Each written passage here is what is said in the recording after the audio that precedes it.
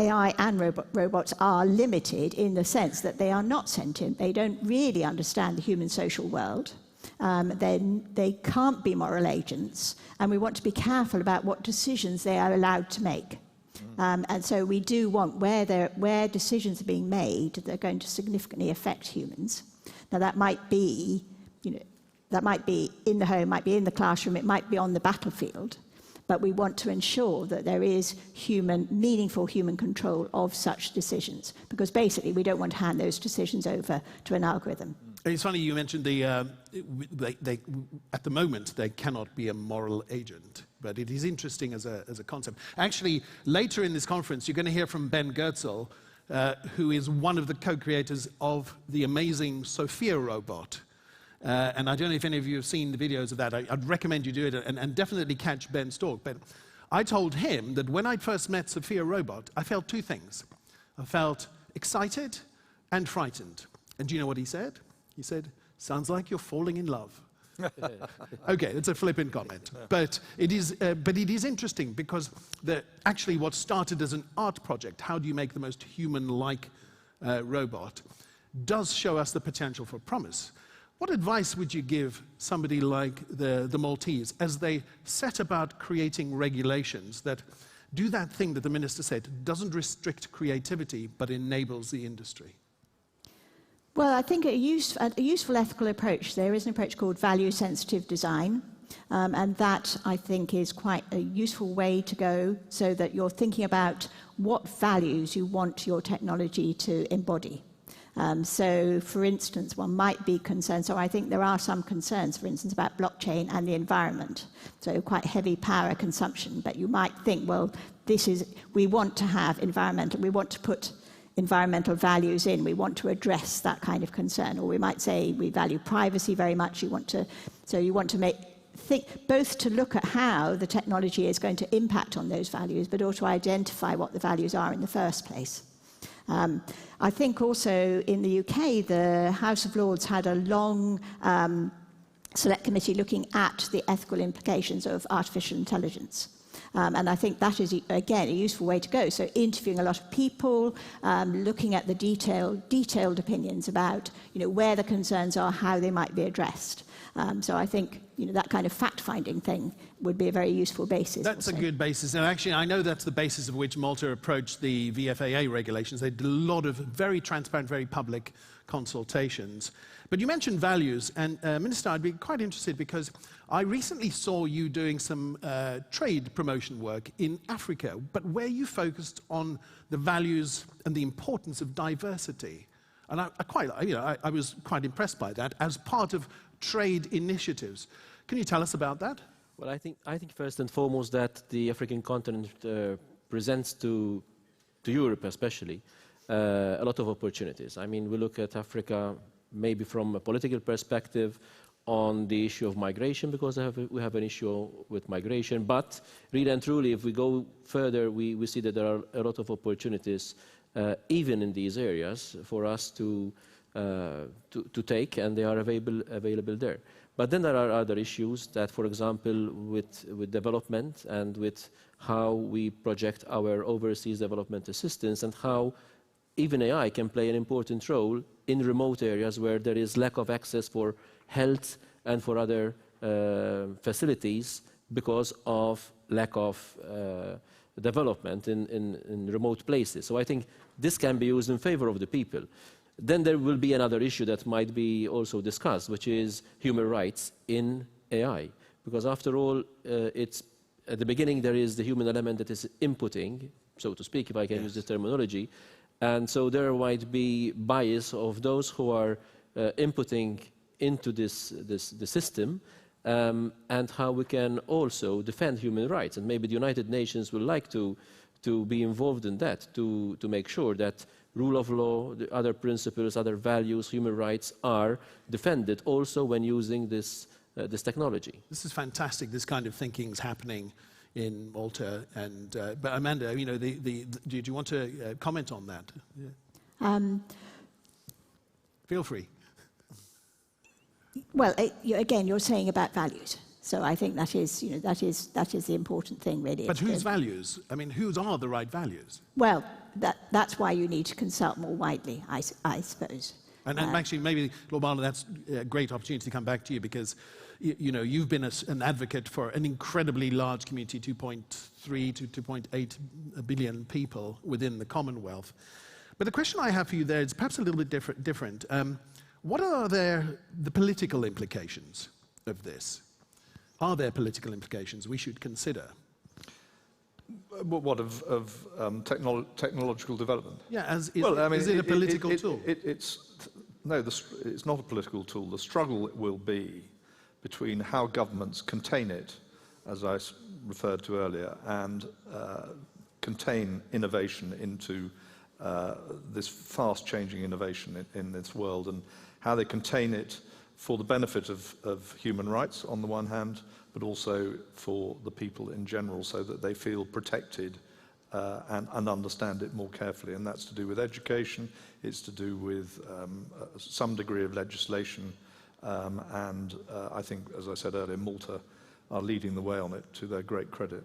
And one of the things that, when I was advising the former UK Prime Minister, we thought about how technology can help actually reduce the wealth divide rather than increase the wealth divide. Because when we think about ourselves in this room full of, you know, fairly prosperous people thriving in enjoying the benefit of the tech, how do we make that inclusive is one of the values that I think is challenging. Well, the risk is that we can increase the divide as well if we don't pay attention, because we have to realize, especially for the smaller states, let's say the Commonwealth, we are 31 out of 53 which are considered to be smaller countries. So basically, we need to also discuss the issue of capacity building, maybe working together. And here locally we have the Small State Center of Excellence that can act, let's say, as a center where we can continuously discuss issues, including this issue, and of course the issue of capacity building to help the smaller countries, maybe with lack resources, including the human resources, not to feel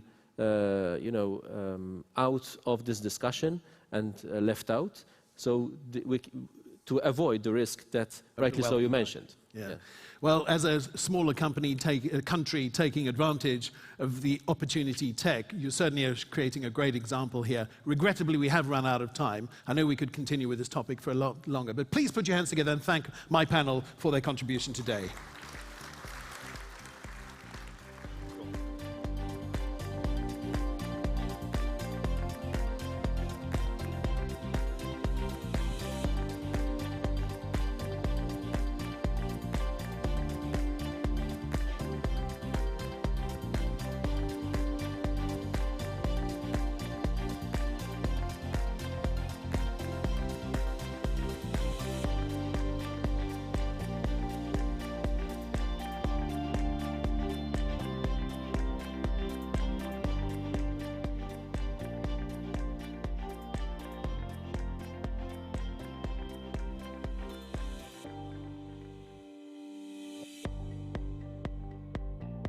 Framework initiatives.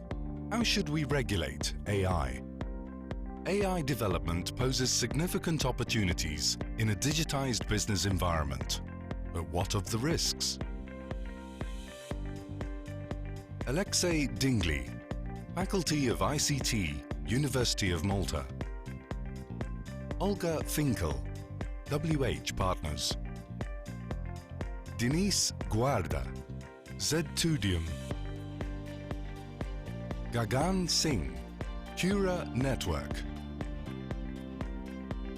Moderated by Monty Munford, Forbes.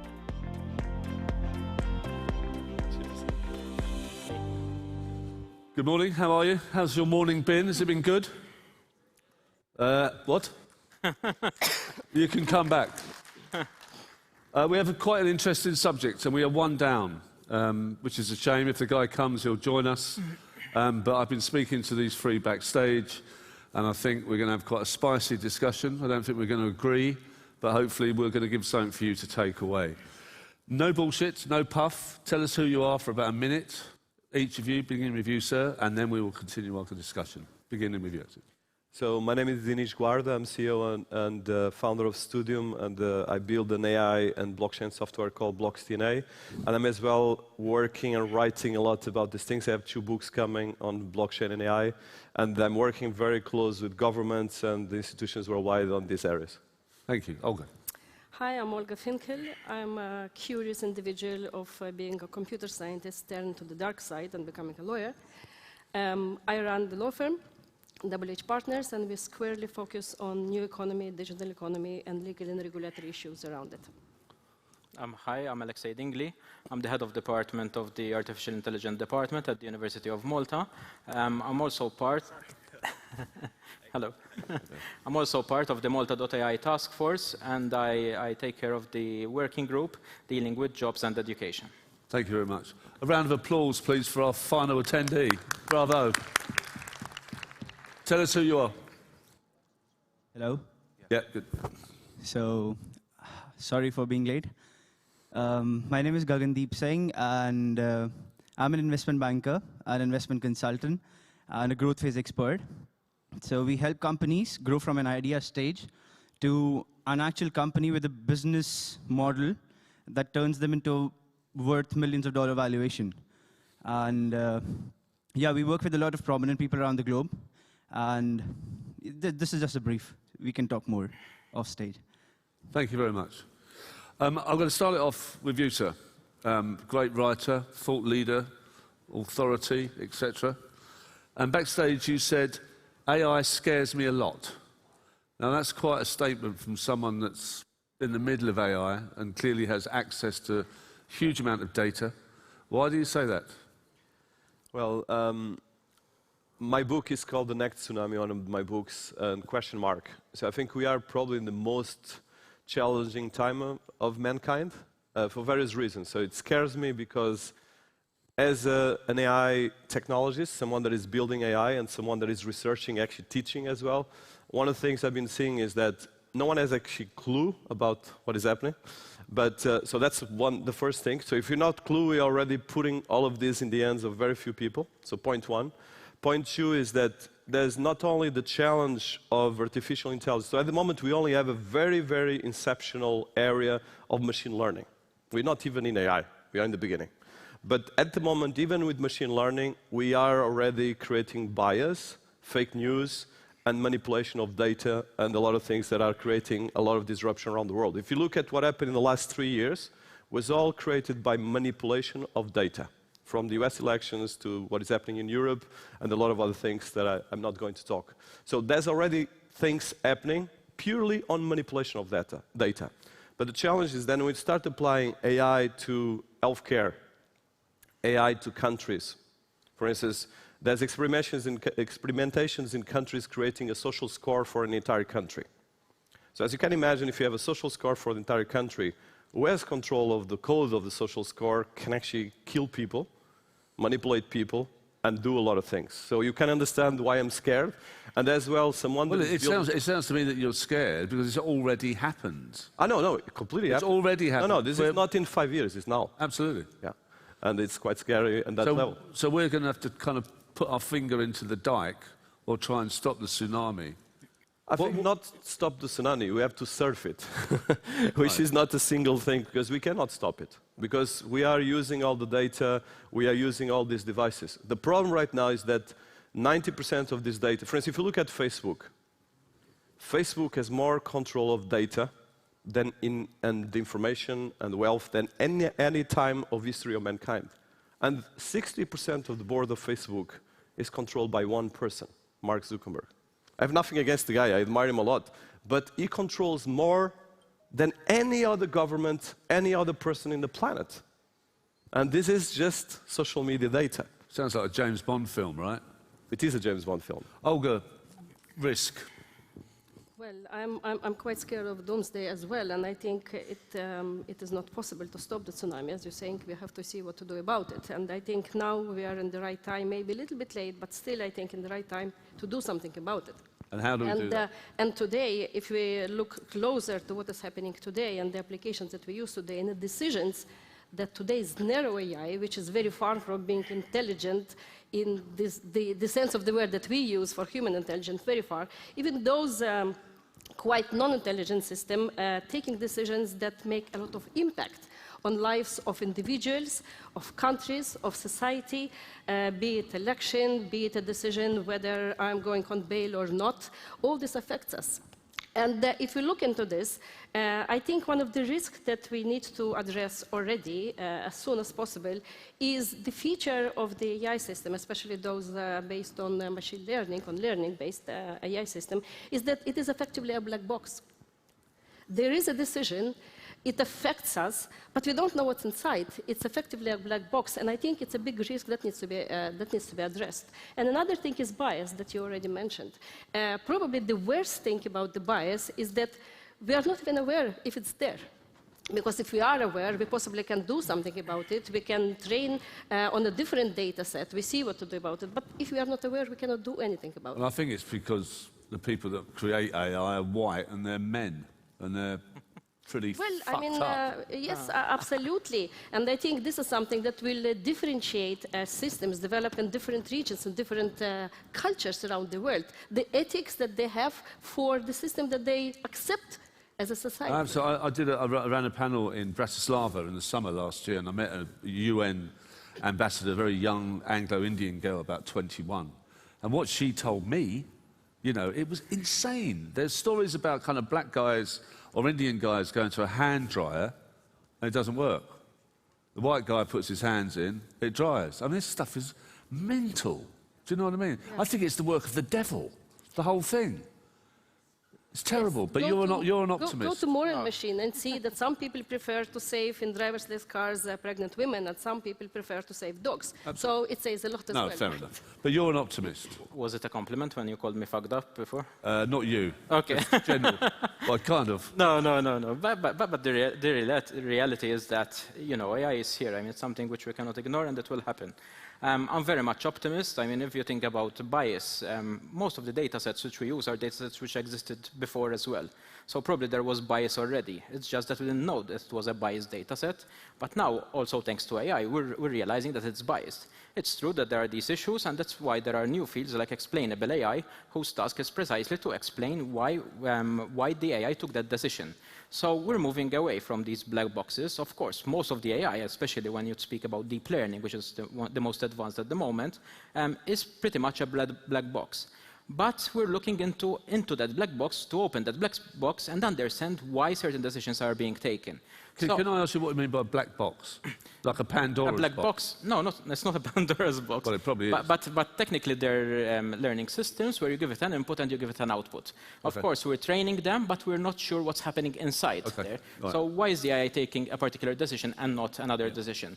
So we have to be careful over there. But if we go for the explainability element, I'm sure that we can tackle many of these issues. If you take a look, for example, at what's happening within the space of the self-driving cars at the moment, it's true there's bias. For example, one of the biases which exist at the moment is that a self-driving car is more prone to kill a colored guy than a white guy, as you correctly pointed out. But when you see as well the number of incidents which there have been with regards to self-driving cars, it's pretty much low. Of course, there are issues, but worldwide there's 10, 20 accidents, fatal accidents. When you consider that globally there's more than 1.2 million accidents which are fatal because of human drivers, of course, then you start to compare the difference. Listen, AI is not there yet, and we're very far away. You mentioned Doomsday before and the Terminator. We're very far away from there, and unless we have more powerful machines, which might come, by the way, but at the moment, unless we have more powerful machines, it will take us a lot of time to reach over there. However, there's another important aspect. For example, once again, in the element of self-driving cars, if you take the training sets of self-driving cars, they've reached 60 years of driving. Now imagine nobody over here can claim 60 years driving experience. At most, we can have 3 to 4 years. So they're improving all the time. But we still have to get there, and it will take us a lot of time. Okay, well, it's nice. Similar to nukes. Like, a government will never allow someone to play with nuclear power and without regulating it. And if it goes out of hand, it is destructive. The same way AI technology works. If you don't regulate it, then it will just work in the same manner. It will be far more destructive than nuclear power, to be honest. We have heard that AI probably makes you think, AI is, what is artificial intelligence? Artificial intelligence is when you're not able to make out that whether the answer from front is like made from a computer or a human. That's what basically Turing test also says. So, and once that happens, you're just making a new thing that will think maybe much better than humanity, and you have no control over it. So, of course, we need regulation over it, and of course, we need AI. So we can't just simply stop it. We have to regulate it. So, okay, so let's keep that going then. I definitely don't agree with regulation. Of course, there have to be some specific pockets for regulations, like, for example, self-driving cars. But if we place regulation at this moment, we will kill all the AI research. Okay, so we need to give the freedom to AI researchers. Why should... But, of course, there have to be some safeguards, okay? Like, I like to describe this as if when men discovered fire, no? It was this incredible thing given to us by the gods.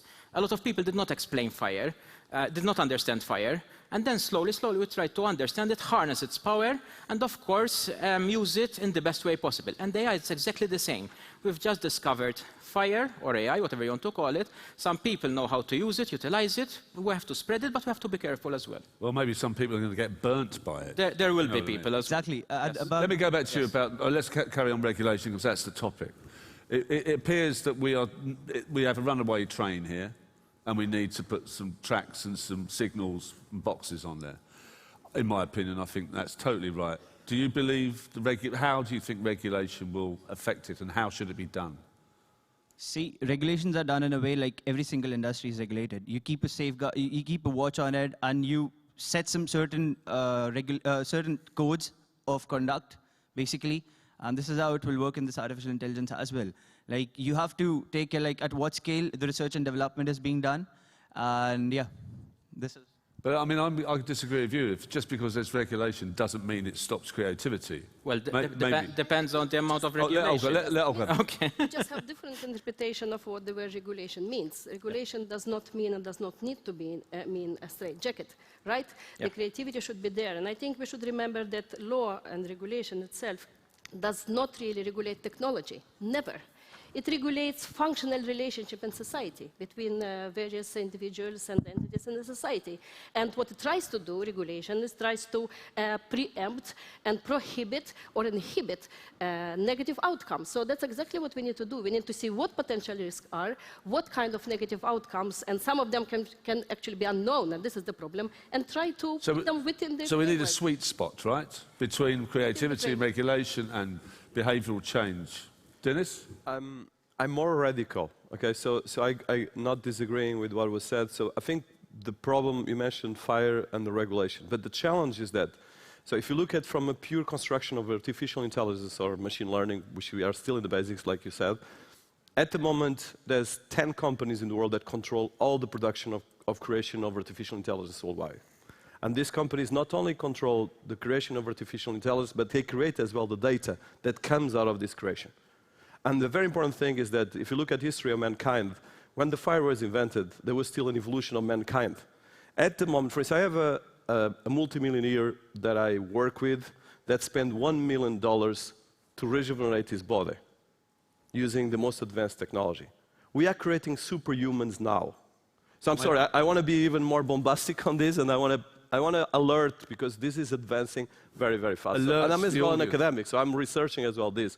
But my point is that there's a total lack of consciousness about this. So the regulatory part needs to be on the civic part of each of us. For instance, just an example to finish, and I will be polemic, but I want to be. So the Brexit, I live in the UK. The Brexit was a manipulation of data to change the opinion of the UK population, done with Cambridge Analytica data that manipulate psychology using Facebook data. This is a fact, okay? This is not fake news. It's a scientific fact. What was done about this? Zero. We're still moving forward, not me, but moving forward with the Brexit with a complete chaos. The country is totally divided. The ultra-nationalists went to the top, and now we have this situation where the country is in the verge of civil war. Not in a war, but a psychological war. So this is a fact. So the regulators and the governments have to work together to try to look at this very serious. And this is all of us, okay? We have as much responsibility as our governments, because if we just don't do anything special, people like us in this room. And that's why I'm writing books and I'm trying to work with governments. No, I get it. And I hate to mention the word Brexit. AI destroyed the UK, maybe. Terribly depressing. You were going to say something, going to? Yeah, actually, I just want to add to the regulation part. And what he said that we have to keep it open, an open space too, so that research and development and progress can be made. And who would be the ones to oppose it? Top corporations, maybe Elon Musk, Bill Gates. But they are the ones who said that artificial intelligence is growing at such pace that it is working at 10 times, it is going to have like 3,000 times the impact of Industrial Revolution. And it's happening like 10 times the scale of the same. So they are the ones who are talking about it, and they're accepting it, that the executives and the corporations are accepting it. And they need some regulation. They're urging for it. But when it comes to regulation, when it comes to AI and blockchain island, Malta, but sometimes some countries or some sectors are going to get an advantage because they offer loose regulation. Is that a problem when it comes to the evolution of AI and the blockchain, actually? Well, it can be a problem, no? I think the issue with AI is that it's very different from blockchain. Blockchain needed, regulation, but in the case of AI, it's so diverse that probably each and every one of you over here have some sort of AI. Here in your pockets, at your home, whatever. So the issue is, how do you regulate that? I mean, it's impossible. And that's why I'm saying, listen, regulation has to be very specific to specific tasks. You can't just do a carpet regulation on AI. It just won't exist. And remember, every day we're finding new and different functions for AI.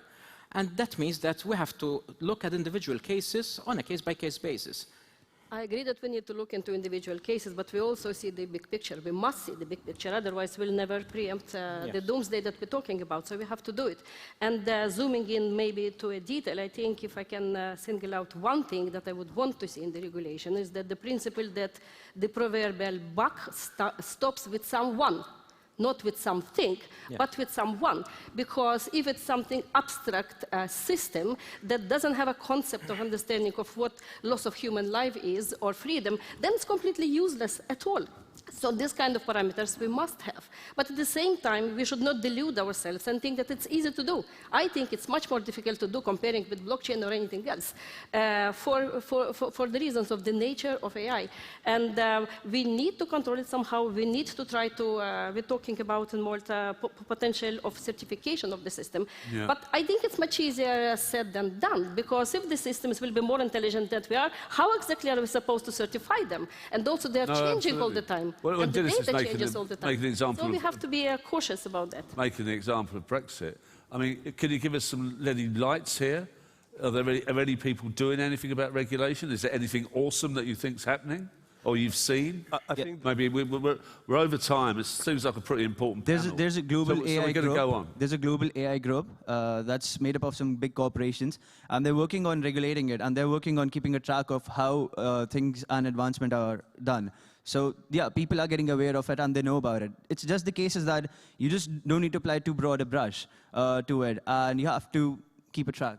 Right, okay. No, and I would add that governments are critical here, okay? Because the problem, I run a corporation, so I'm on the two sides, and I teach as well. So, and you work with countries as well, right? I'm actually developing the AI strategy for a country, yes. Wow. But the point here is that my challenge as a citizen is that this, and like you mentioned very well, is that we have to take conscious about this, because at the moment the tsunami is going, and a very important thing, just to finish, we have human to human relations right now, human to machine. Everyone here is at the moment is using human to human, human to machine, and machine to machine. So these three operations are working as we speak. So at the moment, the machine to machine is the scariest part, and this is right now unstoppable. But the point is that the two other parts have to be prepared right now. So the governments and the regulators and the corporations have to work together. But the problem is that the world right now is run by a couple of corporations. No, so, and even the academics right now are sponsored by these corporations. Yeah. So we need to action, and this is a work of all of us. I'm not. No, I know, I'm not all. I'm talking about big research. We're way over time. Yeah. Final words, sorry. I'll talk to you all night long. Final words. Regulation is important, but I think the ethical underpinning of it is perhaps even more important. Yes. And the wider strata of society should work together on getting it right. Definitely. I agree with Olga, what she just said. We have to be very careful. Of course, it's uncharted territory, but we have to tread very careful so that we ensure, of course, the safety of the people, but without strifing the development of AI. But AI might be kind, and then AI might fix the bad AI. Probably. Who knows? Fantastic conversation. Thank you for your time. You're available afterwards. Please, a round of applause. Thank you. Fantastic. Thank you.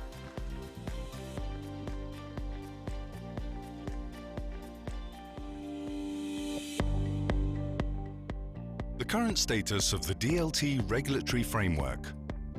What has happened since Malta launched its world-renowned DLT regulatory framework? Let's find out. Jonathan Galia, Blockchain Advisory.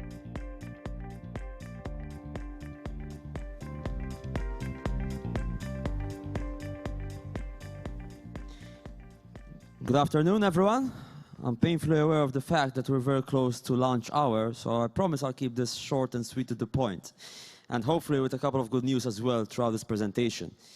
Before I start off, how many of you here actually have an operating business here in Malta, related, of course, to the DLT space? Show of hands. Okay, quite a few at the back. So, some of you might have been here present for the Malta Blockchain Summit last November and might remember, remember the 1st of November, which is of course the date when the regulatory framework in Malta came into force. So there was the Virtual Financial Assets Act and the Innovative Technology Arrangements and Services Act, which came into force on the 1st of November last year. There was also a grace period granted under the Virtual Financial Assets Act, 3 months for the issuers, those conducting ICOs, 12 months for service providers. Those, of course, which start operating prior to 1st of November are still enjoying the grace period. And the Malta Digital Innovation Authority has been operating since July of last year. So just by way of a refresher for those who don't know, the Virtual Financial Assets Act regulates issuers, ICOs, and service providers, the exchanges, brokers, custodians, and so on and so forth. What this act also does is it provides a clear-cut, 4-tiered classification system for coins and tokens. So you don't need to run any complex or outdated test. It's all there accessible on the MFSA website. You can ask a VFA agent to assist you with the process, and it will basically classify your token either as a financial instrument, or e-money, or as a virtual token, or as a virtual financial asset. We don't allow hybrids within our system. Some of them include applying for the license itself, or applying